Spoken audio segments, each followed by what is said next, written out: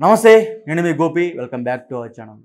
ఈరోజు మనతో వచ్చరికి సీనియర్ జర్నలిస్ట్ జగదేవ్ గారు ఉన్నారు. సార్ నమస్తే. సార్ నమస్తే. సార్, సెంట్రల్లో మరలా ఇప్పుడు ప్రధానమంత్రి అదేవిధంగా మోడీ సర్కార్ కూల్చే విధంగా కామెంట్స్ అయితే లాలు గారు చేశారు. సో అసలు ఏంటి అంత షాకింగ్ కామెంట్స్ ఏంది? అసలు ఆ విధంగా కామెంట్స్ చేయాల్సిన అవసరం ఏంది లాలు గారు? లాలు గారు అసలు ఈ మధ్యకాలంలో లాలూ ప్రసాద్ యాదవ్ గారు అంతగా వార్తలు లేనప్పటికీ ఇట్లా ఏవో కామెంట్స్ చేసి వార్తల్లో ఉండాలనుకుంటారేమో మేబీ అనుకోవడం. కానీ ఒకటి వాస్తవం, ఎన్డీఏ బొటాబొటి మార్కులతో గవర్నమెంట్ ఫామ్ చేసింది అనేది వాస్తవం. ఎందుకంటే కలగాయ కూరలాగా ఉంది, కలగాయ గంప ఇదంతా. కాకపోతే ఇక్కడ టీడీపీ కానీ జేడీయూ కానీ కొంచెం బలమైనవే. వాళ్ళందరికీ ఎలా దువ్వాలి, ఎవరిని ఎక్కడ పట్టాలి, ఎవరిని ఎక్కడ నొక్కాలనేది కూడా బీజేపీ అధిష్టానానికి చాలా బాగా తెలుసు. మొన్న ఉత్తరాదిని కూడా రైతుల విషయంలో కానీ మరి ఇతర కారణాల వల్ల కానీ ఓడిపోయారు, వాళ్ళకి అంత సీన్ లేదు అనుకున్న సందర్భాలు ఉన్నప్పటికీ కొన్ని బలమైన నిర్ణయాల వల్ల, కొన్ని బలమైన డెసిషన్స్ వల్ల బీజేపీ మేబీ నిలబడిందేమో. ఇప్పుడు 150 ఏళ్ళ చరిత్రన్న కాంగ్రెస్ కంచుకోట కదిలించిందిగా. ఫస్ట్ టైం మళ్ళీ 100 సీట్లు దాటింది అని అంటున్నారు. 105 సీట్లు దాటింది కాంగ్రెస్. మరి బీజేపీ తాను స్వచ్ఛందంగానే 230, 240 సీట్లు తెచ్చుకుందిగా, అంతే కదా. మరి ఎట్లా తెచ్చుకోగలిగింది?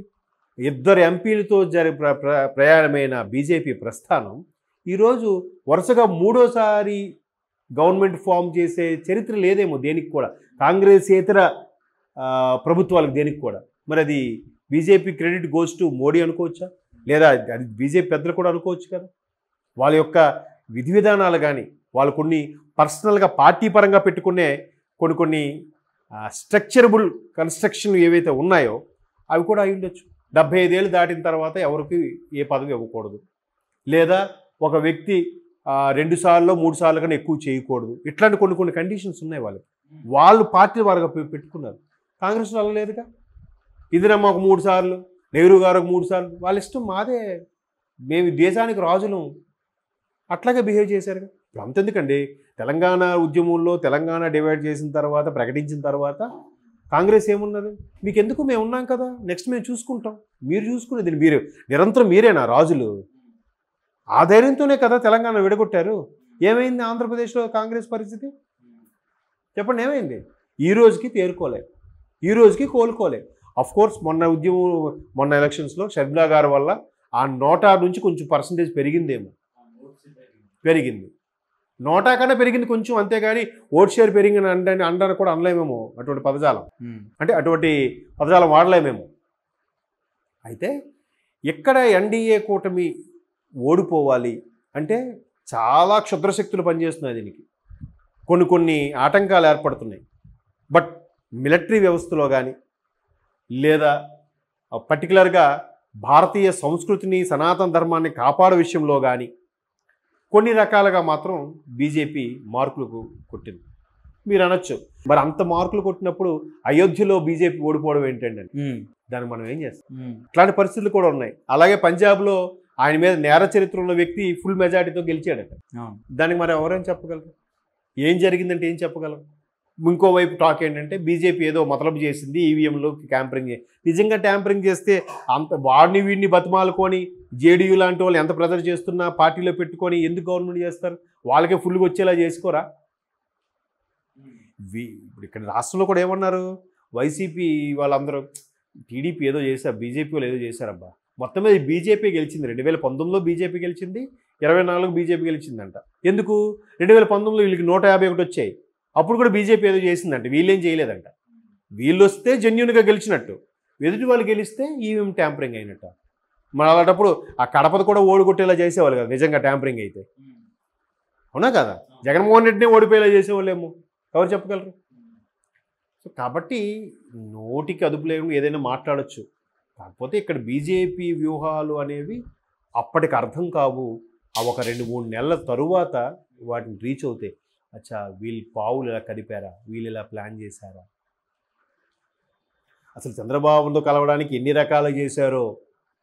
ఈవెన్ చంద్రబాబుగా అరెస్ట్ విషయంలో కూడా బీజేపీ పాత్ర ఉందనేది ఒక వాస్తవం.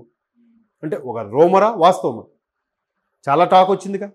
జగన్మోహన్ రెడ్డికి నేను లండన్ వెళ్ళిపోయాను నాకు తెలియదే, చంద్రబాబు అరెస్ట్ నాకు తెలియదే, ఇదంతా సెంట్రల్ వాళ్ళు చేయించవచ్చు, బహుశా బీజేపీ వాళ్ళు చేయించారేమో అని అంటే ఒక్క బీజేపీ నేత కూడా ఖండించలేదుగా. ఎందుకు ఖండించలేకపోయారు? మీరేనా అయితే నిజంగానే?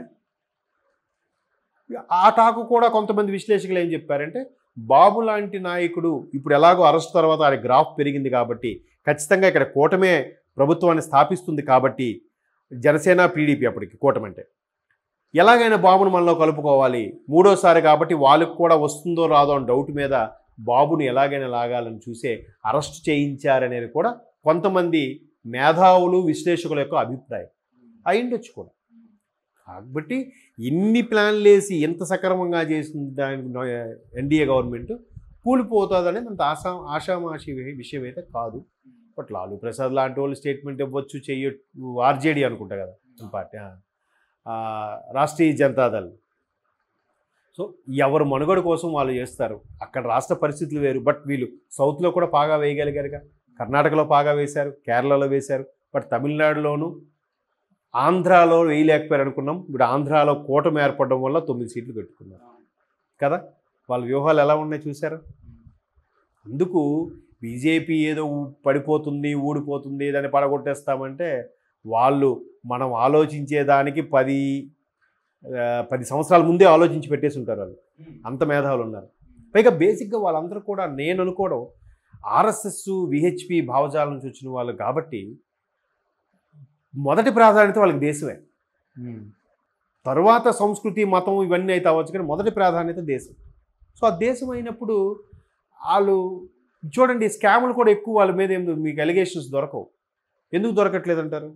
మొత్తం అదానికి ఇస్తున్నారు కాబట్టి. మేబీ గవర్నమెంట్ మారితే మీరు అన్నట్టు వస్తాయేమో. ప్రస్తుతానికైతే అవేం లేవుగా. కనీసం వీళ్ళు ఆరోపణ చేయడానికైనా ఏమైనా ఉండాలిగా. అప్పట్లో రాహుల్ గాంధీ గారు ఆరోపణ చాలా చేశారు.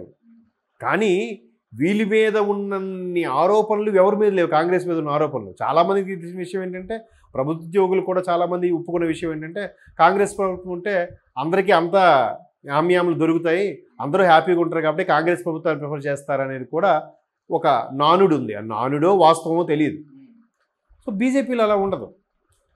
మీరు వేయచ్చు, వాళ్ళకి ఎంతసేపు ఇట్లా మతపరమైన ఇష్యూస్ ఎలిగేషన్స్ ఉంటాయి తప్ప స్కాముల పరంగా ఉంటాయని నేనైతే అనుకోవట్లేదు. మేబీ మీరు అన్నట్టు ఉంటే కనుక గవర్నమెంట్ మారితే బయటకు వస్తాయేమో. ప్రస్తుతానికైతే ఆ ఛాన్స్ లేదు. ఈ లోపల కూలిపోతుంది అనుకోవడం మాత్రం కరెక్ట్ కాదు. ఎందుకంటే ఈ దేశ రక్షణ వ్యవస్థ, భద్రత వ్యవస్థ విషయంలో చాలా స్ట్రాంగ్ అయిపోయారు వాళ్ళు. అది చాలా మందికి నచ్చేసింది. ఓకే, రామ మందిరం కూడా ఎన్నో ఏళ్ళ 5000 సంవత్సరాల కళ కదా, 500 సంవత్సరాల కళ. సో అట్లాంటి కొన్ని పాయింట్స్ ఉండడం వల్ల వాళ్ళు ఇంకా సర్వైవ్ అయిపోతున్నారు, అవుతారు కూడా. నెక్స్ట్ కూడా వాళ్ళు ఇంకేదో ఇలాంటిది ఇంకోటి ప్లాన్ చేసి మళ్ళీ ఆ రకంగా ముందుకెళ్తారేమో నేను అనుకుంటున్నాను. Okay sir, thank you.